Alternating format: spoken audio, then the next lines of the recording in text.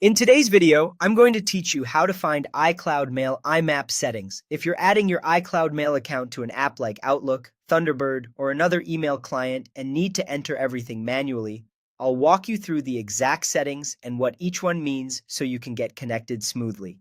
First, let's set up your incoming mail, which uses Imap. In your email app, look for the incoming or Imap server section and enter imap.mail.me.com as the server. The port should be 993 and security must be set to SSL or TLS. This tells your app to connect securely to Apple's servers. For the username, most people can enter their iCloud username. If that doesn't work in your app, switch to using your full iCloud email address instead. For the password, you must use an app-specific password.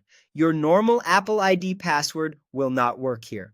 This special password is generated from your Apple ID account and is designed to keep your main password safe while letting third-party apps access your mail. Now, for outgoing mail, which uses SMTP. In the outgoing or SMTP server section, enter smtp.mail.me.com. Set the port to 587. For security, choose SSL, TLS, or *TTLS. Either option is accepted, and different apps label these slightly differently. Make sure authentication is turned on. That tells your app to log in when sending mail. For the username, use your full iCloud email address. And once again, the password is the same app-specific password you used for incoming mail. A few important notes to keep in mind. iCloud does not support POP at all, only Imap. That's actually a good thing for most people because Imap keeps your messages and folders synced across all your devices. Also, these settings work for every iCloud domain.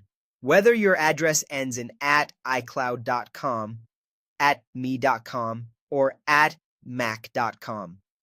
If something doesn't connect right away, double-check the security settings and port numbers. 993 with SSL TLS for Imap, and 587 with SSL TLS or *TTLS for SMTP.